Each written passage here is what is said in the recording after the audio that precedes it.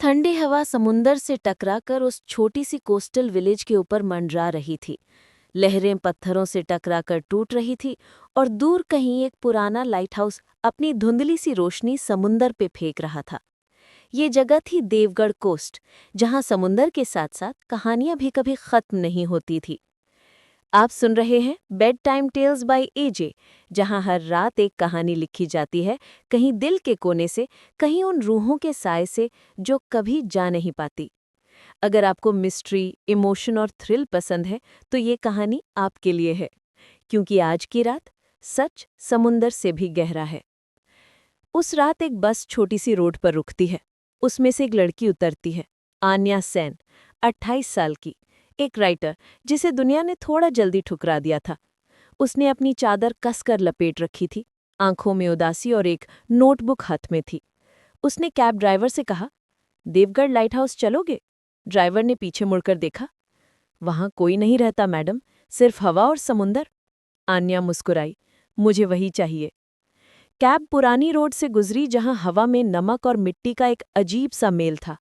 लहरें चिपक कर सड़क के किनारे तक आ जाती थी। लाइट हाउस दूर से दिख रहा था, टूट चुका पर अब भी खड़ा। आन्या ने वहां जाकर अपना सामान रखा। छोटी सी स्टोन कॉटेज थी लाइट हाउस के पास, जहां एक केयरटेकर कभी रहता था, पर अब सिर्फ उसकी यादें। आन्या ने डायरी खोली और लिखना शुरू किया। मैं यहाँ लिखने आई हूँ एक कहानी, एक औरत के घूम जाने की, एक सच के डूब जाने की। उसने सुना था कि देवगढ़ कोस्ट पे सालों पहले एक लड़की डूब गई थी, राही मेहता। किसी ने नहीं देखा कैसे, पर लोग कहते थे उसकी रूह अब भी समुंदर के पास भटकती है। आन्या के लिए ये सिर्फ कहानी थी, जब तक उस रात उसने आवाज नहीं सुनी। बारिश का मौसम था, हवा तेज चल रही थी। आन्या ने दिया जलाया और लिखने बैठी। तभी एक आवाज आई, हेल्प मी। उसने सोचा हवा होगी, पर आवाज दोबारा आई, ज्यादा पास से। प्लीज, मुझे याद दिलाओ। आन्या ने डर से डायरी बंद कर दी।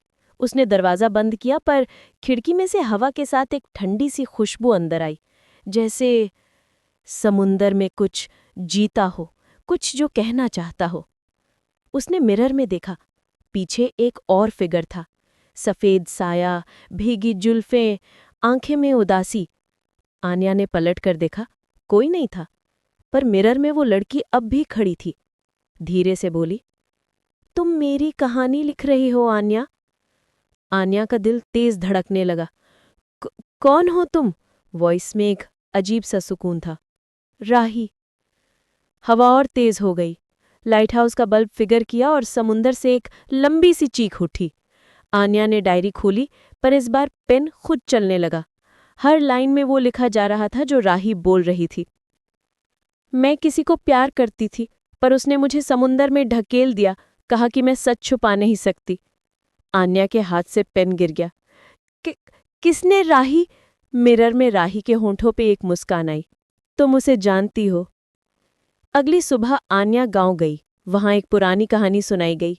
एक जर्नलिस्ट थी, राही मेहता, जो एक मिनिस्टर के स्कैंडल का सच लिख रही थी, पर वो एक रात अचानक गायब हो गई। सबने कहा समुंदर ने उसे ले लिया, पर किसी ने नहीं देखा कि किसने ढकेला। आन्या ने नाम सुना, अरविंद देशमुख। उसका खून ठंडा हो गया। अरविंद, उसका अपना पिता। रात फिर से बारिश लाई। लाइट हाउस के अंदर आवाज गूंज रही थी, सच लिखो आन्या, मैं सिर्फ तब आजाद हो सकती हूं। आन्या रो पड़ी। मुझे नहीं पता था। उसने क्या किया? राही के साये ने कहा, कर्मा कभी नहीं रुकता।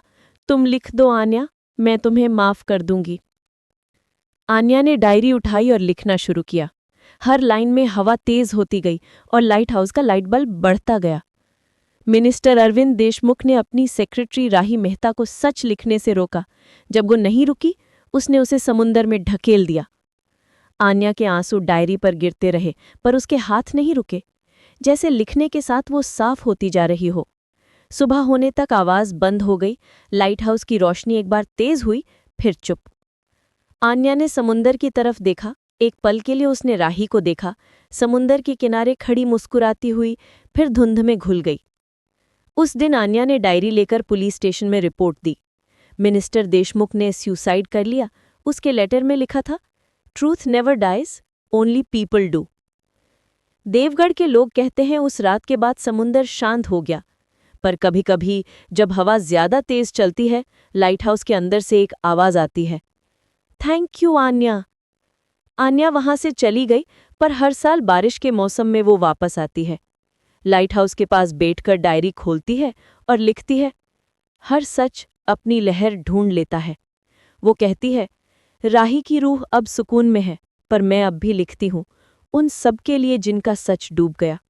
और समुंदर के किनारे हवा के साथ एक हल्की सी मुस्कान गूंजती है, जैसे कोई कह रहा हो, सच लिखते रहो आन्या, मैं तुम्हारे साथ हूं। आप सुन रहे थे bedtime tales by AJ. यहाँ हर रात एक कहानी लिखी जाती है, कुछ रूहों के नाम, कुछ इंसानों के गुनाहों के लिए। याद रखिए, सच को छुपाया जा सकता है, पर मिटाया नहीं जा सकता।